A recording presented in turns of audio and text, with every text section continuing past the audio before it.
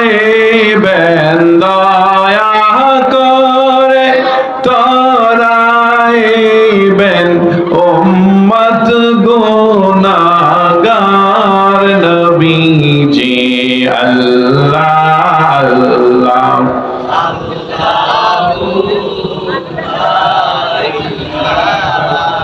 ইল্লাহু আল্লাহ আল্লাহ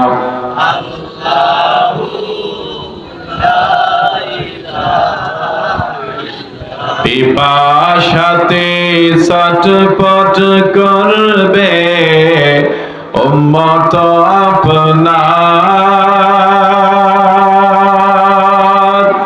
রোজ হাসরে পিলাইবেন রোজ হাসর পিলাইবেন শরবতে কাউসার নবীজি আল্লাহ আল্লাহ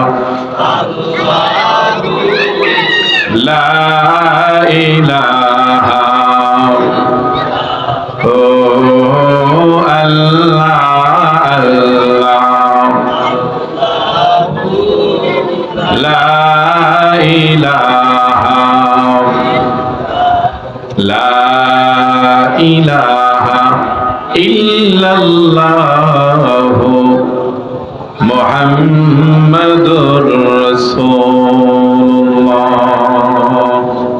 সাল্লাল্লাহু আলাইহি ওয়াসাল্লাম।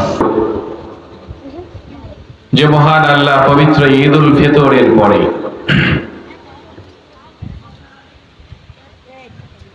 হাফেজি মাদ্রাসা নুরানি মাদ্রাসার আঙ্গিনায় এই মসজিদ প্রাঙ্গণে ঈদগাহ ময়দানে কোরআন সুন্নাহর আলোচনা শোনার জন্য এই বেহেশতের বাগানে আল্লাহ পাক আমাদেরকে বসার তৌফিক দান করেছেন। শুকর আদায় করে জবান খুলে বলি আলহামদুলিল্লাহ।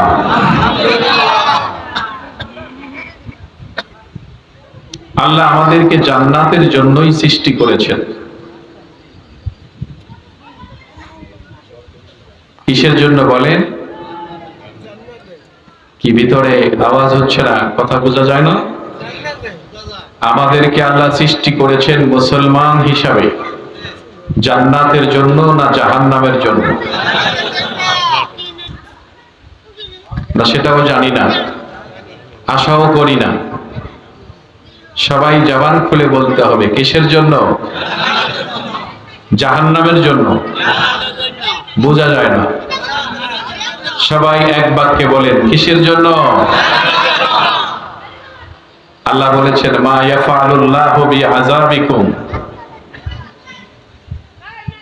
মা ইয়াফআলুল্লাহু বিআযাবিকুম। কি হলো আল্লাহ যে আল্লাহ তোমাদেরকে আযাব দিবেন? ইন শাকারতুম ওয়া আমানতুম, যদি তোমরা শুকর করো আর যদি তোমরা আল্লাহর উপরে বিশ্বাস রাখো তাহলে আল্লাহ তোমাদেরকে কখনো আযাব দিবেন না। তাহলে আমরা শুকর আদায় করলাম কার? বিশ্বাস স্থাপন করেছি কার উপরে? সেই বিশ্বাসকে মজবুত করতে হবে। সেই বিশ্বাসের মধ্যে ভাঙ্গন সৃষ্টি করার জন্য আমাদের পেছনে একটা শক্তি কাজ করে, ঠিক কিনা বলেন? বলতে পারেন তার নাম কি? কি নাম? শয়তান বিষ কাটালাইতে নাই? হ্যাঁ আছে, সকলের সাথে আছে। হাদিসে এসেছে যখনই একটা মানুষ আল্লাহ সৃষ্টি করে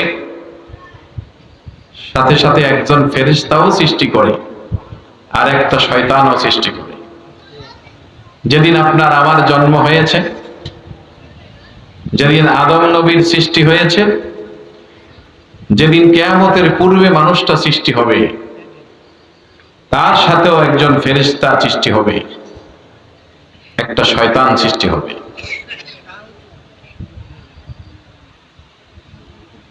ফেরেশতা চায় বান্দা হেদায়েতের পথে চলুক, বান্দা জান্নাতের পথে চলুক, আর শয়তান চায় বান্দা জাহান্নামের পথে চলুক।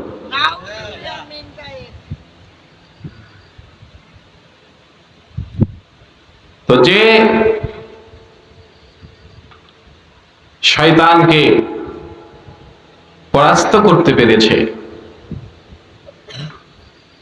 সে তার রাস্তা সঠিকভাবে মজবুত করে ধরে রাখতে পেরেছে, আর যে তার শয়তানের কাছে পরাস্ত হয়েছে সে দিশেহারা হয়ে গেছে। কথা বলেন ঠিক কিনা? দিশেহারা, আমল হারা, নীতিহারা, উদ্বাস্ত হয়ে সে ঘুরে বেড়াচ্ছে, মনে করে এই কাজেই আমার শান্তি। আসলে সেখানে শান্তি বলতে কিছুই নাই। শান্তির ঠিকানা, শান্তির পাওয়ার জায়গা আল্লাহর আশ্রয়। কথা বলেন ঠিক কিনা? যতদিন পর্যন্ত মানুষ আল্লাহর পথে থাকবে, আল্লাহর দাসত্ব মেনে নিবে, আল্লাহর গোলামি করবে, শয়তানের গোলামি ছেড়ে দিবে, আল্লাহর ইবাদত বন্দেগী করবে, বিশ্ব মানবতার মুক্তিদূত মুহাম্মদুর রাসূলুল্লাহ, সকলেই পড়ি সাল্লাল্লাহু আলাইহি ওয়াসাল্লামের অনুসৃত পথে, আদর্শে, সিরাতে, সুরতে, সুন্নতে, লেবাসে, পোশাকে, কৃষ্টি কালচারে যতদিন পর্যন্ত মানুষ আল্লাহর নবীর পথে মতে সুন্নতের উপরে প্রতিষ্ঠিত থাকবে, শয়তান ওই মানুষগুলির কোনো ক্ষতি করতে পারবে না। কি বিশ্বাস হয় না? কথা বলেন না, বিশ্বাস হয় না? এটা আল্লাহ বলেছেন কোরআনে।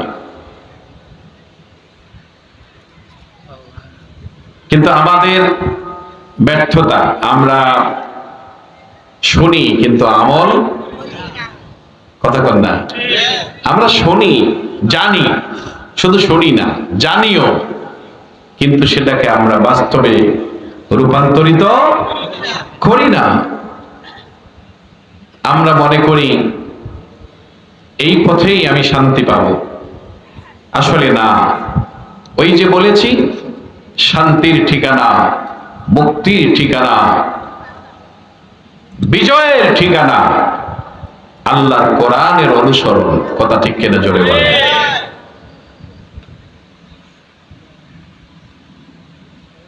এজন্য সূরা মায়েদার ৭ম পারার শুরু থেকে আমি 2 টুকরা আয়াত আপনাদের সামনে তেলাওয়াত করেছি। এই তেলাওয়াতকৃত আয়াতকে সামনে রেখে কিছু আলোচনা করতে চাই। আমরা শুনতে রাজি? সবাই মনোযোগ দিয়ে, গভীর মনোযোগ দিয়ে, আল্লাহকে খুশি করার জন্য সবাই শুনবো তো ইনশাআল্লাহ? আল্লাহ কবুল করেন। জোরে বলেন আমিন। মন দিয়ে শুনতে হবে, মনোযোগ দিয়ে শুনতে হবে, আকর্ষণ থাকতে হবে। কথা ঠিক নেই? অ্যাট্রাকশন থাকতে হবে, ছটফট করা যাবে না।